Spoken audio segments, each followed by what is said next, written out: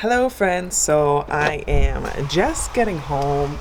Bienvenue chez moi, as they say in France. I mean, when in Rome, that means welcome home. So I just wanted to bring you guys into my kitchen. I wanted to make a cup of tea before I get started today because today is gonna get pretty damn intimate. I'm gonna share one of my personal experiences, so let's get started.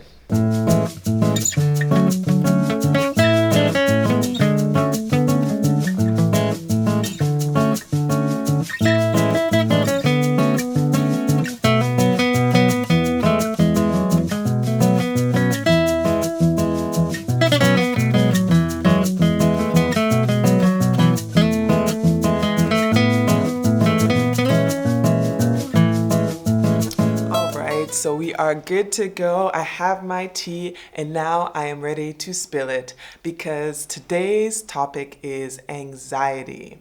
Specifically performance anxiety, because that's what I'm familiar with. I have had lots of experience with it, so I want to share my story with you. I don't want to touch too much on diagnosed anxiety disorders or anything within that more serious realm because I am not qualified to do that, so I don't want to give you advice in that area. However, I can speak directly to issues surrounding performance anxiety because it's stuff I've dealt with throughout my career. But in the meantime, if you are dealing with something with a severe form of anxiety that's kind of crippling you and you really need someone to talk to, reach out to that person. Sometimes just a friend or a parent is not enough. A professional will be able to give you the right resources, the right training, and everything that you need to work through that issue. So don't feel ashamed to reach out to someone if you need it. Thankfully, society has come to a point where there's a lot less stigma surrounding mental health awareness, and it's so exciting to be in this time where we're finally able to talk about stuff that we are dealing with because life is not always simple or easy, and when we're going through those trials, the ability for us to reach out for help is priceless.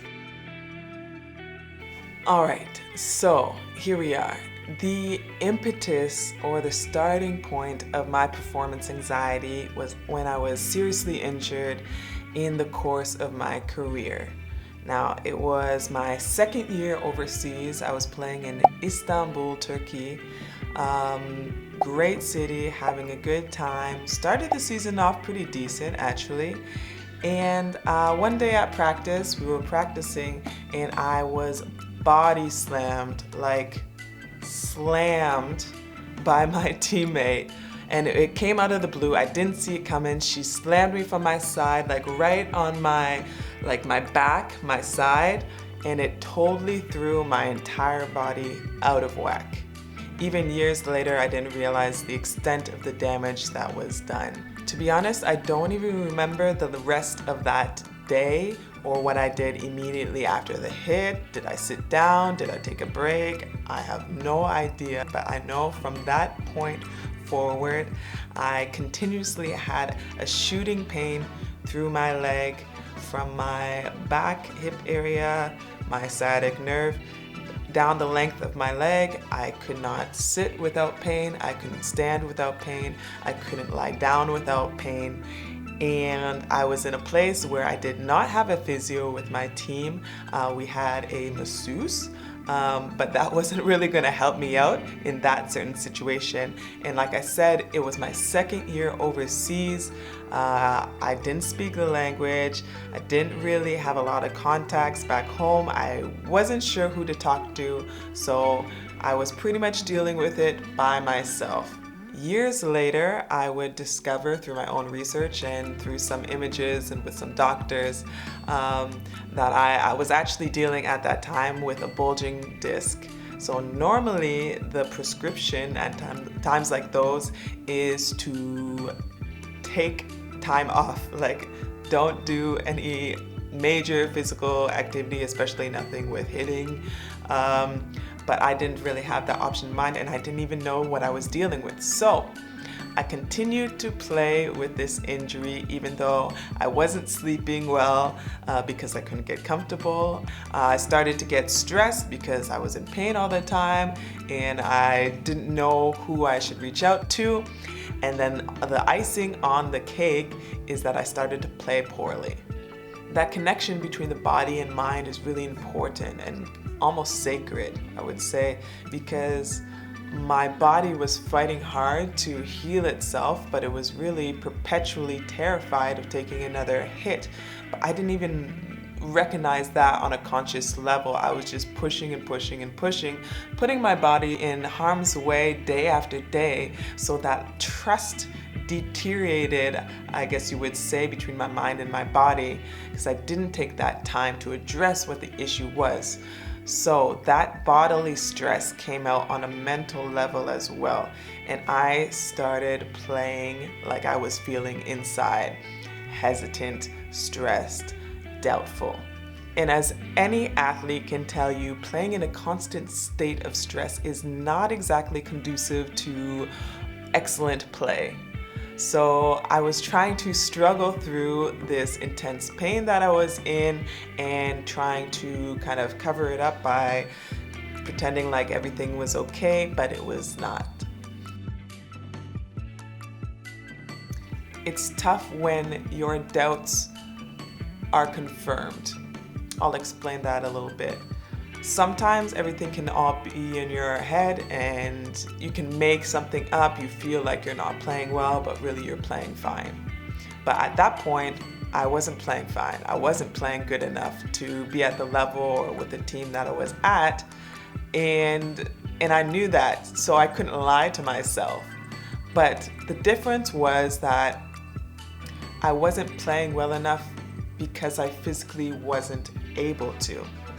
And not recognizing that fact made the doubt and the shame even that much stronger. And that word, shame, as soon as that started to creep into my psyche, it was over with, because I was so embarrassed in front of my teammates, my coaches, everyone around me, because I felt like everybody was looking at me and judging me and critiquing every single action. So every single action was laden with stress. There was so much expectation I put on myself from what I thought others were thinking of me based on what was going on inside of me. So at that point, what was going on inside of me wasn't the only issue. It was what other people were thinking about what was going on inside of me. When you start to feel that shame, it's almost like you're trying to hide and cover up that tough time that you're going through. You don't want to talk to anybody about it, because if you acknowledge it, if you speak it, that means that something is actually wrong. So because I thought people were starting to notice that I was playing poorly, I was trying to actually overcompensate. I was trying to force things, and that does not work well generally in life, and definitely not on the basketball court, because you cannot force things. You need to take things as they come and react to them naturally in the moment. And I was not in that state of mind. I was forcing, I was overcomplicating simple things. I remember even one moment when we were doing a simple drill and warm up, and I was overthinking how to catch the ball. How to catch the ball. That's what we do in like second grade. And I'm a professional athlete who has been playing for years. Catching the ball is literally like a mindless activity for us at this level. And I was at that point where I was questioning even the most basic of abilities. It's like questioning how you walk. Like, it's not something that you should be thinking about. So like I said, I was in fact playing poorly, and people were in fact taking notice, and I was in fact replaced by a new player. But I wasn't cut. So that's actually the kicker, because it's so much worse than if I had been cut and sent home, and maybe I could have found another team and started over. No, instead they kept me, so I was getting paid. That's nice, I guess. But every night before the game, I would find out whether I was playing the next day or not, and the answer was always no, because there was a limit.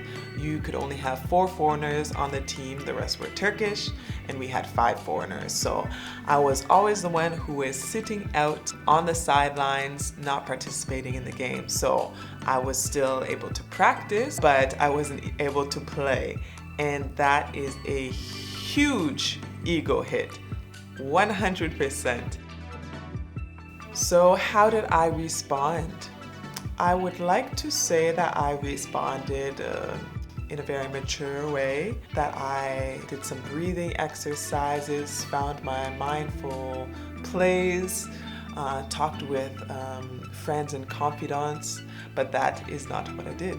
I proceeded to struggle through the season, trying to do my best in practice, but as soon as the game was done and I was done sitting in the stands, I would proceed to go out and party all weekend, because that's part of what Istanbul is known for, a great international party scene. So that was my escape, going out, drinking whatever the specialty of the night was, hanging out with my friends, hooking up with whoever I wanted to hook up with, and that was a way for me to deal with whatever was going on, to kind of release that stress and pressure. It worked in the sense that it helped me get through that season, but it was not sustainable. And it was not healthy, and it did not help me feel better. It just helped me forget for a moment.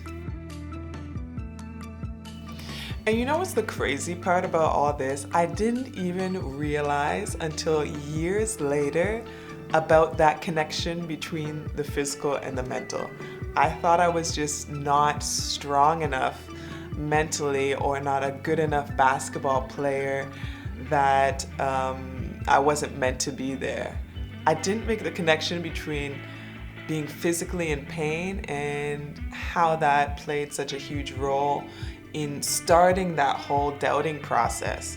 But even putting aside the pain, once that doubtful, shameful cycle started, it was just like downhill from there, because I became so concerned about what people were thinking, and I became so doubtful of my own skills. And that doubtfulness and shame resonated and carried on for years afterwards. It's something I have continually had to deal with throughout my career, throughout 2 Olympics, 2 World Championships, throughout my entire overseas career, and many other international stages where the stakes are very high, the stress is very high, and the pressure is on. Now, thankfully, I'm at a place where I have really worked hard in peeling back the layers of all of that and working through some of those issues. But there are still even times now today where something will happen and it will immediately take me back to that moment, and I will feel that same feeling in my body. So there's this great thing about struggle. I mean, it sucks at the time, but at the same time, it connects us on a deeper level than we could ever be connected through easy breezy, beautiful times. This is why I find sharing my experiences, especially my failures, my weaknesses, my flaws, so important and vital. I feel like it's something that we should all do more, because it's so refreshing and so supportive to be able to look to your left and to your right and see that there are people dealing with the same stuff that you are, and they're getting through. And then you can kind of take notes and learn and grow in a way that you maybe wouldn't have been able to, or maybe not have been able to as quick if you were dealing and figuring out that situation all by yourself. So I just wanted to share with you guys my personal experience with performance anxiety, because we're all living in this world. We all go through difficult times. I think it's very, very important to share what we go through, because it's so much more helpful when you are in that situation to look to your left and your right and be like, hey, they have also gone through this. and it's a normal experience. It takes away those layers of shame that we ascribe to the situation and enables us to react in a more healthy way when we know we can reach out to someone, we can talk about it, instead of stuffing that back inside and trying to figure it out with our own personal coping mechanisms that may be helpful or maybe not so helpful. So if you like the video, please consider subscribing or at least leaving a like or a comment down below. I love to hear from you guys. I like to know what you guys think, and I also like to know about new and different topics that I can talk about in the future. So I would love to hear from you guys, and in the meantime, continue cultivating your best you.